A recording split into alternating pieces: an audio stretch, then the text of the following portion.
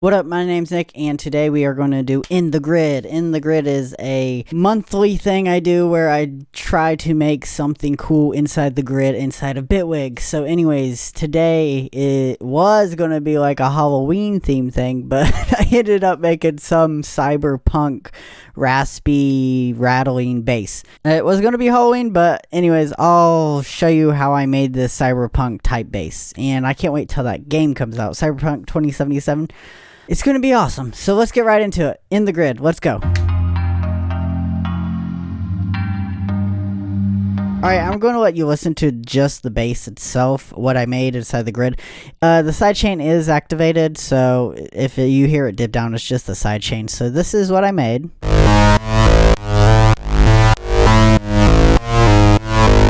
Nothing too crazy. It gives that cyberpunky sound. Yeah, the cyberpunky sound. Anyways, let's go into the actual grid. And I added a couple more I guess plugins after the grid effects.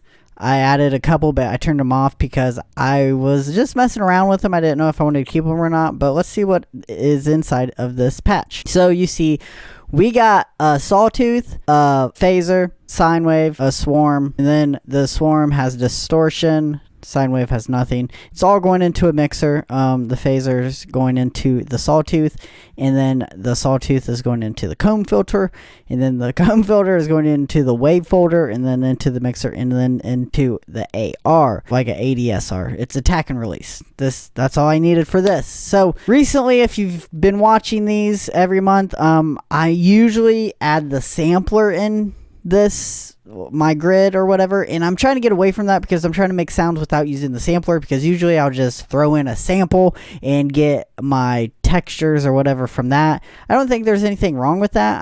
I'm trying really hard to learn modular synthesis. The best way to learn is just do it. So I just was messing around, and this is what I got. It's pretty cool though.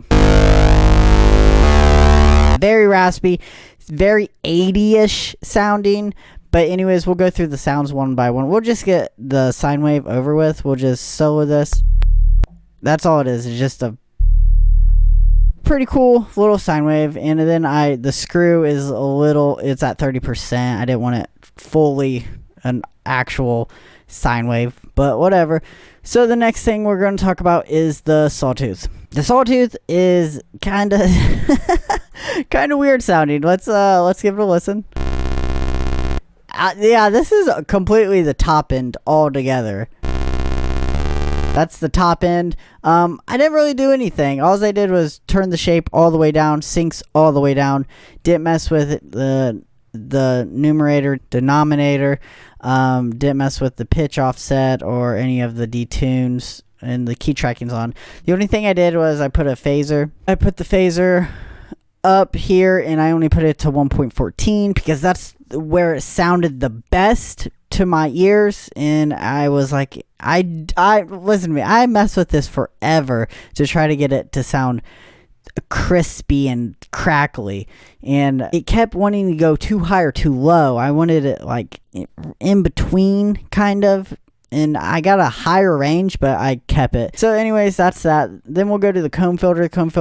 The key tracking's on. It's going to 100%. It's 1,000 hertz on the comb filter, and then the resonance is at 614 milliseconds, and then it is on polarity plus. I'll play just this, and then the wave folder is at 20 decibels. If I turn this off, it does nothing. It's just there for looks. Actually, I am just going to delete it because it's not doing anything. I don't have it inserted to anywhere.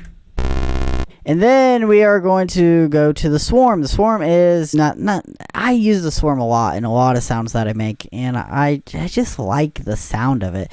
I have the spread at 0.01, and then the skirt at negative 5%. And the distortion is going into the mixer, and it sounds like this. It's pretty cool. I also have the numerator at 2, the pitch offset at 15. Didn't do anything with the detune, and the stereo detune is off. I tried messing with the phaser right here, but I couldn't. So yeah, this is the cyberpunk type bass thing I made. Pretty cool, all going into a mixer, then going into the AR, attack and release. I didn't put an ADSR, but you probably could have put a pluck, anything else. But I'm learning, so that's what's most important, that I am learning. I'm getting better. I feel like I'm getting better. But anyways, I'll let it play with drums and hi-hats and all that, and I actually bounced it down and put some sub frequency in the background. I'll play it first without the hi-hats and sub, and then the hi-hats and sub will come in, but the drums will play. So it sounds like this all together, and we will cut off the low end, and yeah, here we go.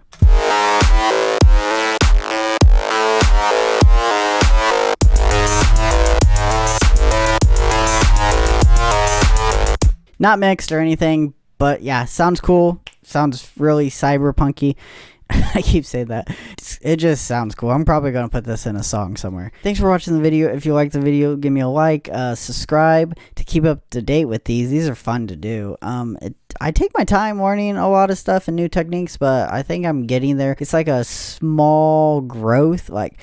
I'm getting there. It's taken a while. Serum is way easier in making sounds than the Grid, because the Grid I have no idea what I'm doing, and in Serum you can just mess with a bunch of stuff and make it sound cool. So that's the difference. But I really want to learn the Grid, and this is how we're doing it. So anyways, I will catch you guys next time. Follow me on Instagram if you got an Instagram, and go check out my Spotify. I got a new song up there, and I'm going to be releasing new music soon. Got a new song coming out this month called Witch. And yeah, I'll post a picture or something later down the road on Instagram. And I have a remix coming out of Parasite Eve, Bring Me the Horizons track. It's going to be coming out soon. I'm thinking October 14th probably. But yeah, I'll catch you guys later. Peace.